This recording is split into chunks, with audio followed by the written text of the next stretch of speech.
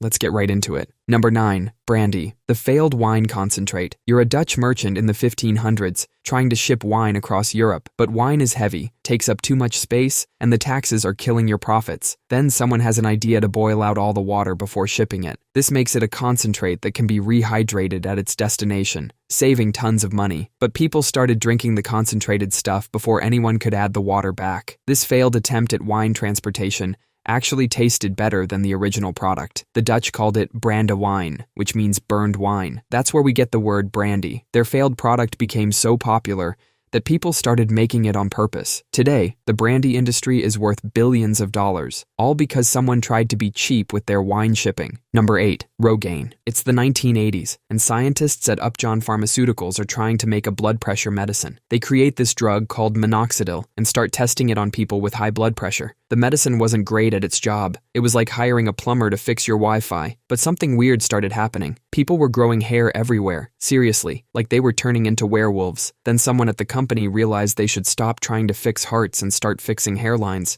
They turned their medical failure into a billion-dollar hair growth industry. It's like trying to make a sandwich and accidentally inventing pizza. They rebranded this failed blood pressure medicine as Rogaine, and suddenly every balding guy in America was smearing it on their head. Turns out, failing can be very profitable. Number 7. The Slinky. In 1943, a naval engineer named Richard James was working on a problem. He was trying to develop springs that could keep sensitive equipment stable on ships at sea. He was surrounded by coils and wires, trying to find the perfect tension. One day, he accidentally knocked a spring off a shelf. Instead of just clattering to the floor, it gracefully walked down in a series of arcs. For keeping equipment steady on ships, it was completely useless. But James saw something else. He saw a toy. He took it home to his wife, Betty, who immediately saw its potential. She is the one who came up with the name Slinky. They took out a loan for $500 and had 400 Slinkies made. Their first attempt to sell them at a toy store was a disaster. Nobody was interested. They were about to give up. Then, they got permission to do a live demonstration at a department store. Richard set up a small ramp and let the Slinky do its thing. Within 90 minutes, they had sold all 400 of them. A failed piece of military hardware became a legendary childhood toy. Number 6. Play-Doh. Imagine trying to clean your fancy wallpaper with what looks like a giant, squishy marshmallow. That was the original plan for Play-Doh. Back in the 1930s, it was sold as a wallpaper cleaner. It was supposed to lift soot and grime from coal-heated homes. But then, people started switching to cleaner gas and oil heat. Suddenly, nobody needed a doughy wallpaper cleaner anymore. Then, a nursery school teacher, who was the inventor's sister-in-law, had a brilliant idea. She realized kids loved squishing the stuff more than their parents loved cleaning with it. So, they took out the cleaning chemicals, added some fun colors, and a nice smell. And just like that, a failed cleaning product became one of the most iconic toys ever. It went from cleaning walls to creating childhood masterpieces, and probably still getting stuck in your carpet. Number 5. Bubble wrap. This stuff wasn't born to protect your fragile Amazon packages. Its original purpose was much more stylish.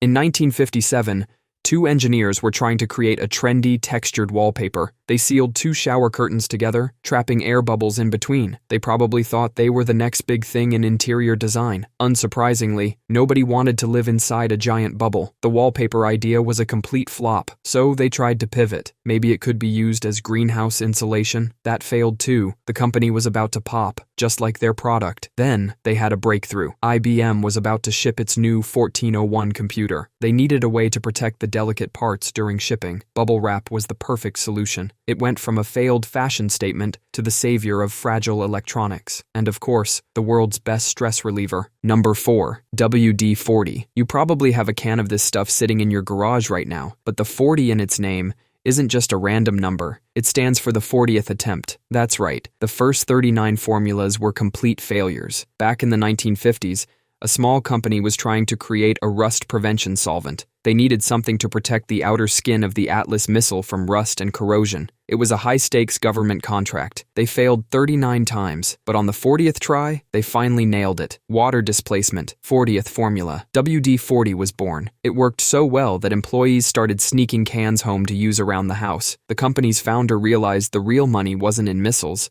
but in squeaky doors. A product born from 39 failures became a household hero. Number 3. Listerine. Before it was saving your first date from your garlic breath, Listerine had a much grittier job. It was developed in 1879 as a surgical antiseptic. Doctors used it to clean their tools and operating rooms. It was even sold as a floor cleaner. They tried marketing it for everything from dandruff to gonorrhea, but it never really took off. It was a jack of all trades and a master of none. The company was desperate. They needed a problem that only their harsh alcoholic liquid could solve. So they invented one. They took an old, obscure medical term, halitosis, and turned it into a social disease. Their ads were brutal. They showed sad, lonely people being rejected because of their bad breath. It was a genius, if slightly evil marketing move. People rushed to buy it, terrified of being socially shunned. A failed floor cleaner became a bathroom staple, all thanks to the fear of being forever alone. Number 2. Post-it notes. This is a story of 2 failures that created one massive success. First, there was Spencer Silver, a scientist at 3M. In 1968, he was trying to create a super strong adhesive for the aerospace industry. Instead, he accidentally created the opposite, a super weak, low-tack adhesive. It was sticky enough to hold paper, but weak enough to be peeled off without leaving a mark. It was a complete failure for its intended purpose. Nobody knew what to do with it. For years, this useless glue just sat on a shelf. Then came the second failure. Art Fry, another 3M scientist, was singing in his church choir. He used little slips of paper to mark the hymns in his book, but they kept falling out. It was incredibly annoying. He remembered his colleagues' useless, weak glue. He thought, what if I put a little of that glue on my bookmarks? He tried it, and it worked perfectly. The bookmarks stayed in place but could be removed without damaging the pages. The Post-it note was born from a failed glue and a failing bookmark system, a perfect marriage of 2 mistakes.